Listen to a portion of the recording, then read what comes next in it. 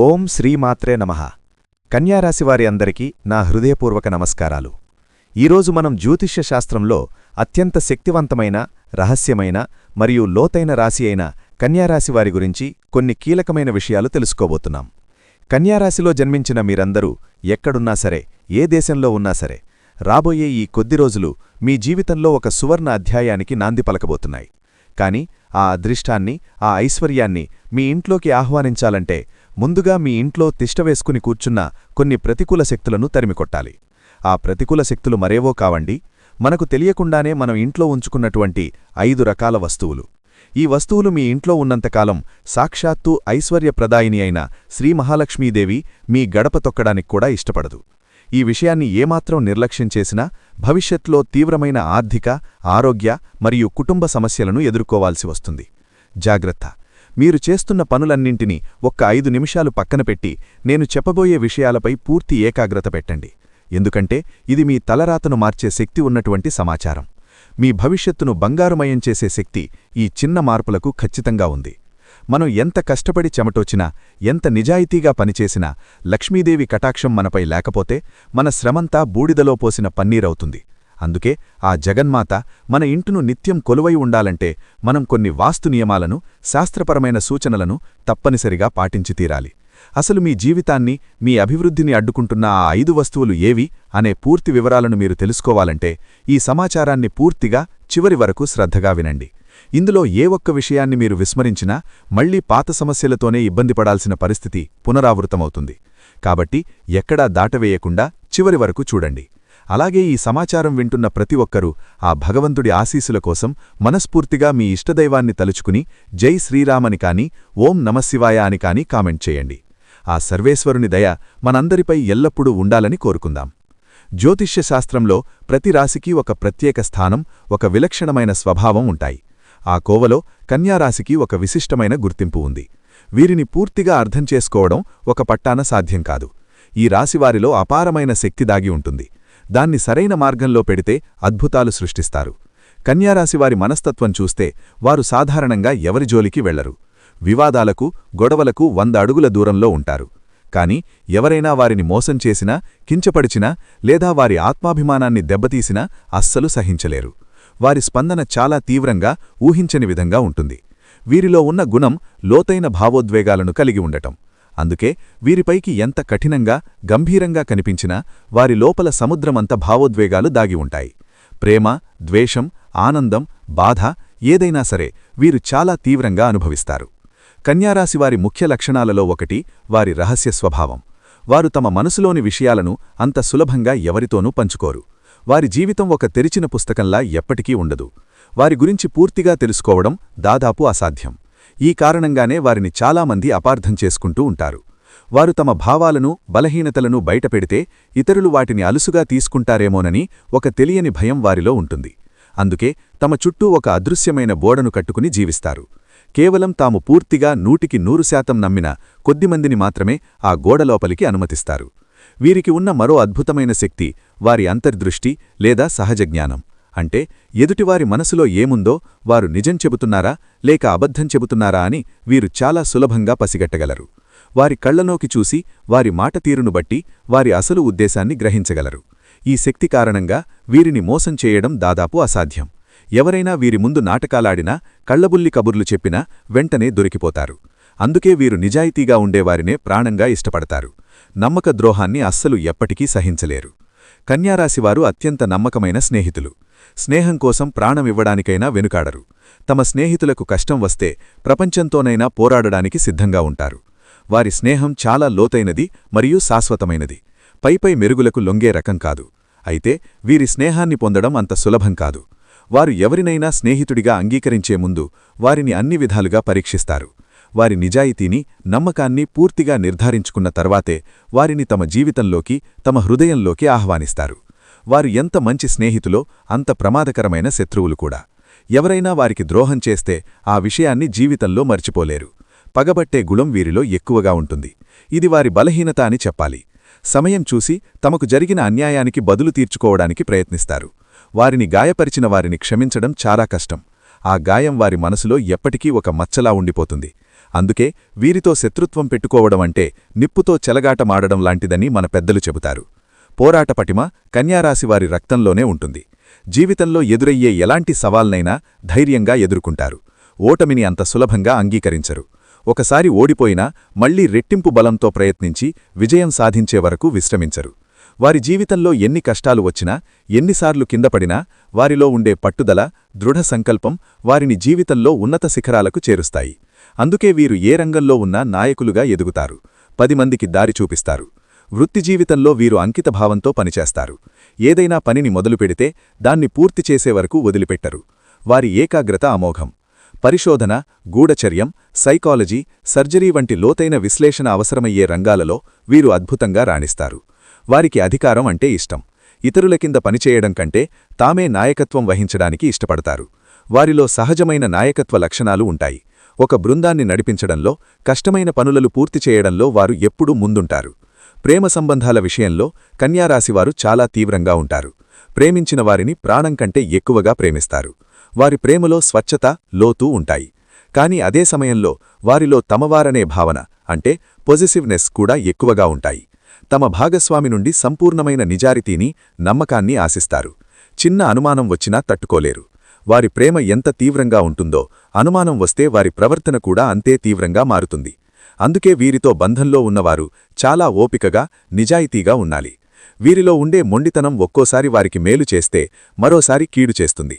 ఒకసారి ఒక నిర్ణయం తీసుకున్నారంటే సాక్షాత్తూ ఆ దేవుడు వచ్చి చెప్పినా వారి మనసును మార్చడం చాలా కష్టం. ఆ నిర్ణయం తప్పని తెలిసినా తమ పట్టును వదులుకోవడానికి ఇష్టపడరు. ఈ మొండి పట్టుదలే కొన్నిసార్లు వారిని విజయానికి దగ్గర చేస్తే మరికొన్నిసార్లు మంచి సంబంధాలు దెబ్బతినడానికి కారణమవుతుంది.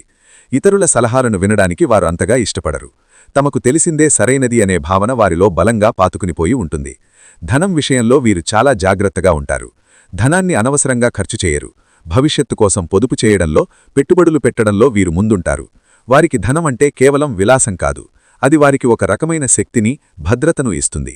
వీరికి ఆధ్యాత్మిక చింతన కూడా ఎక్కువవే.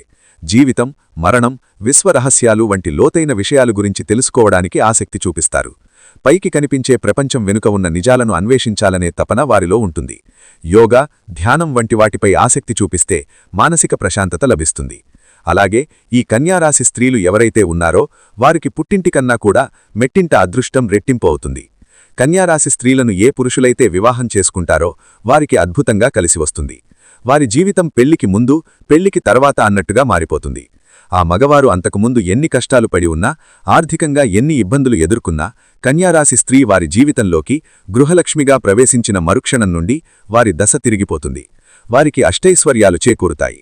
సంపాదన పరంగా తిరుగుండదు. ఊహించని మార్గాల నుండి ఆకస్మిక ధనప్రాప్తి కలుగుతుంది. కాబట్టి కన్యారాశి స్త్రీలను వివాహం చేసుకునే పురుషులు నిజంగా అదృష్టవంతులుగా చెప్పుకోవచ్చు. ఇక కన్యారాశి పురుషుల విషయానికి వస్తే వాళ్లు కూడా ఏమీ తక్కువ కాదు. కన్యారాశి పురుషులు కూడా అత్యంత ఉత్తమమైన వ్యక్తిత్వం, అపారమైన తెలివితేటలు కలవారు. వారు ఏ రంగంలో అడుగుపెట్టినా, అది వ్యాపారం కావచ్చు, ఉద్యోగం కావచ్చు, చిన్న పనైనా సరే అందులో అంచెలంచెలుగా ఎదుగుతూ కోట్లు సంపాదించగల సత్తా సామర్థ్యం వీరికి పుష్కలంగా ఉంటుంది. వారి సంకల్పం ముందు ఆకాశం కూడా తలవంచాల్సిందే. అయితే పాపం ఈ కన్యారాశివారికి జీవితంలో కష్టాలు కూడా అదే స్థాయిలో ఉంటాయండి. కష్టాల్లేని మనిషంటూ ఈ భూమి మీద ఎవ్వరూ ఉండరు కదా. అలాగే కన్యారాశి వ్యక్తులకు కూడా కష్టాలు చాలా తీవ్రంగా ఉంటాయి. వారిని నిరంతరం పరీక్షిస్తూ ఉంటాయి. ఎన్నోసార్లు కిందపడి దెబ్బలు తిని మళ్లీ పైకి లేచినటువంటి ధీరులు వీరు. వీరికి ఈ కఠినమైన పరిస్థితులు రావడానికి ప్రధాన కారణం వారి చుట్టూ ఉన్న మనుషులే. ఈ కన్యారాశివారు జీవితంలో నేర్చుకున్న పాఠాలు కన్నా వారు నమ్మినవారే వారికి నేర్పిన గుణపాఠాలు ఎక్కువ. ఇక అసలు విషయానికి వద్దాం. మీ అదృష్టాన్ని అడ్డుకుంటూ మీ ఇంట్లోనే తిష్టవేసిన ఆ 5 రకాల వస్తువులు ఏవి? వాటిని తక్షణమే ఎందుకు బయటపడేయాలో ఇప్పుడు వివరంగా స్పష్టంగా తెలుసుకుందాం. ప్రతి ఒక్క వస్తువు గురించి జాగ్రత్తగా వినండి. మొట్టమొదటిది ఆగిపోయిన గడియారాలు. అవునండి, మీ ఇంట్లో ఏ రూపంలో ఉన్నా సరే ఆగిపోయిన గడియారాలను వెంటనే తొలగించండి. అది గోడకు వేలాడే పెద్ద గడియారం కావచ్చు, మీ చేతికి పెట్టుకునే పాత వాచ్ కావచ్చు, లేదా పనిచేయని టేబుల్ క్లాక్ అయినా సరే. కాలం అనేది నిరంతరం ముందుకు సాగాలి, కాని ఇంట్లోని గడియారం ఆగిపోవడమనేది మన జీవితంలో అభివృద్ధి, పురోగతి కూడా ఆగిపోవడానికి ఒక బలమైన సంకేతం. ఇది మీ పనులలో అనవసరమైన ఆటంకాలు, జాప్యాలు జరగడానికి ఒక ముఖ్య కారణమవుతుంది. ఆగిపోయిన గడియారం మీ ఇంట్లో ఉంటే అది నిరంతరం ఒక రకమైన ప్రతికూల శక్తిని, నిశ్చలమైన శక్తిని విడుదల చేస్తూ ఉంటుంది. కన్యారాశివారు ఎంతో ఆశయాలతో ముందుకు వెళ్లే మనస్తత్వం కలవారు. కాని ఈ ఆగిపోయిన కాలం అనే నెగటివ్ ఎనర్జీ మీ పురోగతిని పూర్తిగా స్తంభింపజేస్తుంది. అందుకే వెంటనే వాటిని బాగుచేయించండి, లేదా ఏమాత్రం ఆలోచించకుండా ఇంటి నుండి బయటపడేయండి. ఇక రెండవ ముఖ్యమైన వస్తువు పగిలిన లేదా చిట్లిన పాత్రలు. ముఖ్యంగా మన వంటగదిలో వాడే పగిలిన కప్పులు, సాసర్లు, అంచులు వదిలిన ప్లేట్లు, పగుళ్లు వచ్చిన గాజు గ్లాసులు వంటివి ఏమాత్రం ఇంట్లో ఉంచకూడదు. ఇవి దరిద్రానికి, అనారోగ్యానికి, అశాంతికి నిలువెత్తు చిహ్నాలు. వాస్తుశాస్త్ర నిపుణులు మరియు పండితులు కూడా ఈ విషయాన్ని బలంగా హెచ్చరిస్తున్నారు. ఈ పగిలిన పాత్రలలో భుజించడం లేదా వాటిని ఇంట్లో ఉంచుకోవడం వల్ల ఇంట్లోకి దరిద్ర దేవత ప్రవేశిస్తుంది. ఇది మీ ఆరోగ్యానికి, ఐశ్వర్యానికి తీవ్రమైన హాని కలిగిస్తుంది. కాబట్టి ఈరోజు మీ వంటగదిని ఒకసారి క్షుణ్ణంగా పరిశీలించి అలాంటి పగిలినా చిట్లిన వస్తువులు ఏవి ఉన్నా వాటిపై మమకారం పెట్టుకోకుండా వెంటనే బయటపడేయండి. ఇది మీ ఇంటికి మీరు చేసే అతిపెద్ద మేలు. మూడవది పగిలిన అద్దాలు.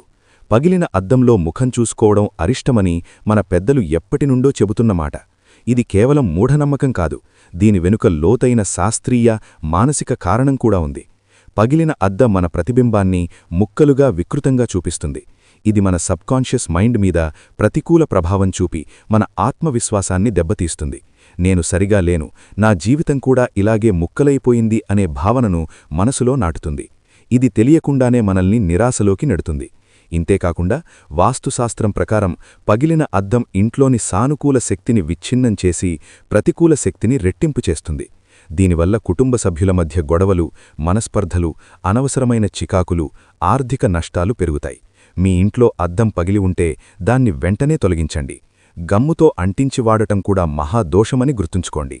నాలుగవదిగా దేవుడి పటాలు లేదా విగ్రహాలకు సంబంధించిన విషయం.